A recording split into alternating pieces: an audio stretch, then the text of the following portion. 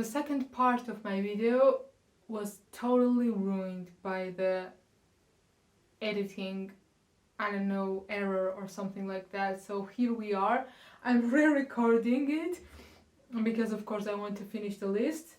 So I already mentioned that I don't like biopics, and the next film is actually has everything, all the reasons why I don't like and appreciate biopics.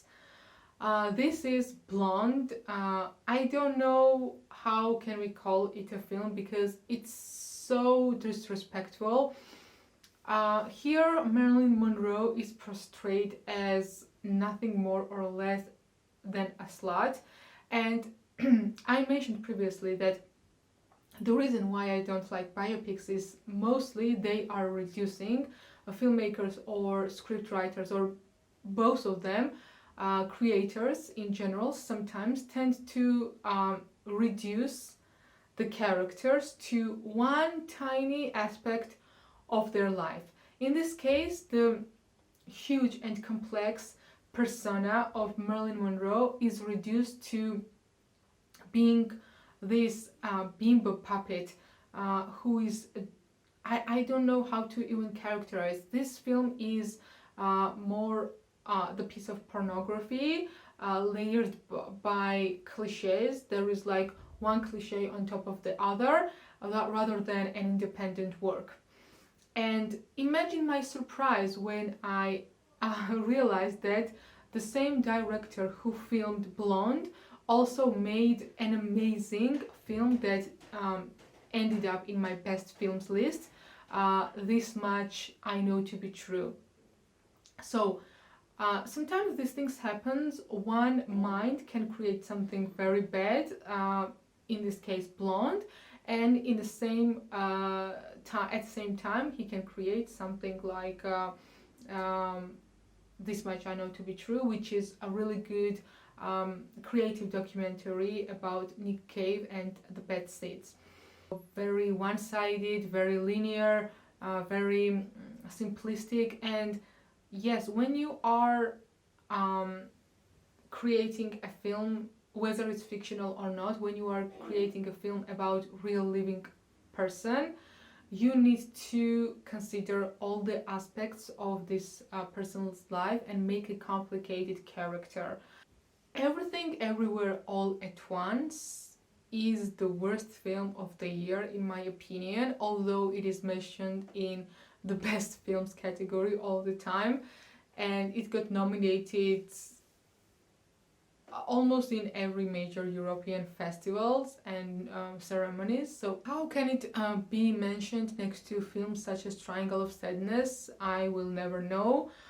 This is for me a one-time cinema watch, one-time action film, and there is nothing independent or groundbreaking in it. The other film that I think was nothing special, then been there, done that, a very old-fashioned film, is The Fabelmans. I don't know why we are going 50 years back. This film, The Fabelmans, is so predictable. The characters are so mediocre, and it is just a good old happy end Hollywood film, and I don't really understand why we need to make these type of films again and again and again and again. For me, The Fabelmans is not only nothing new, but it takes us back. It's a total regress in cinematography. So I don't know, there is nothing that we can gain from cinema if it's as repetitive as Fabelmans. This is not like revisiting the past. This is past films copy pasted. So yeah, I don't appreciate the linear narrative. I don't know, I had a very awkward feeling that we don't need to make such films anymore. Why don't we fund something really innovative?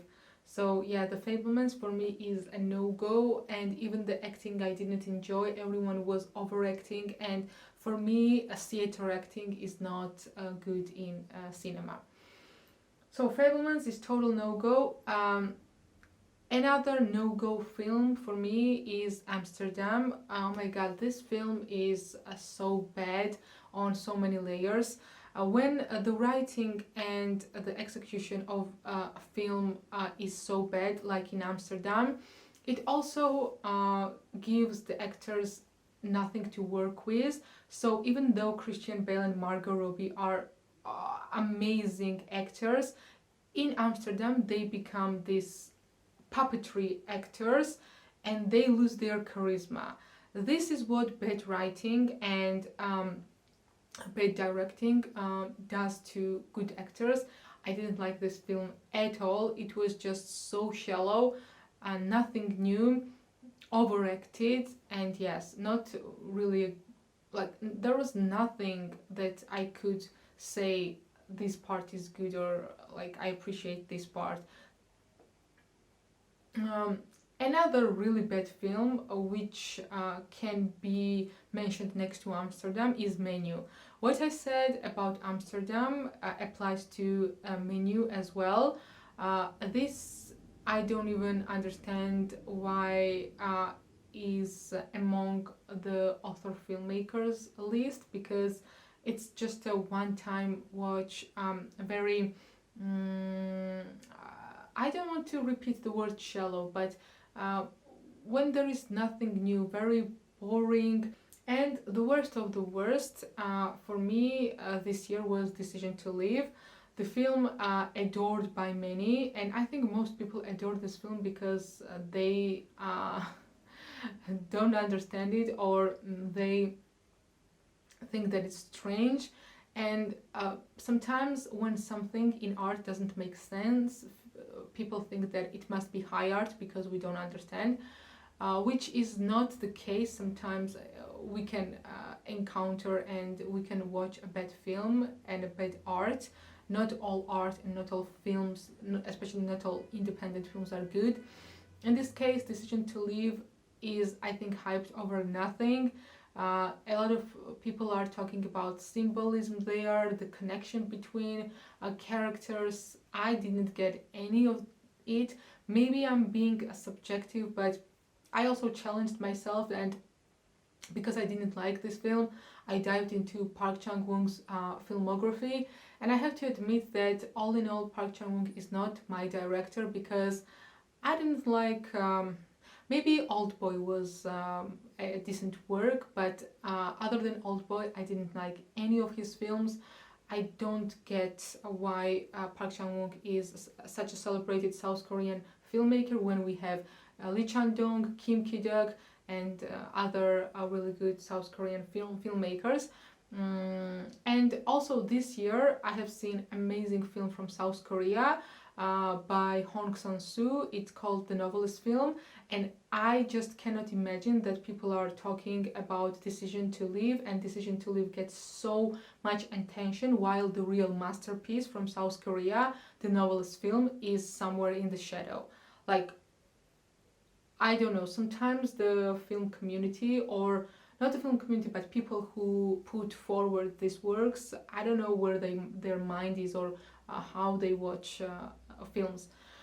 All in all, guys, these are my thoughts about the worst films. I have to say that there are not a lot of worst films this year, which says a lot. I only included 9 of them, and whereas I included more than 10 in my best of the best films from 2022. So all in all, it was a very good year for film and film watchers, film admirers. Thank you so much for sticking with me, checking out my videos. Let's meet another week and discuss the best of the best.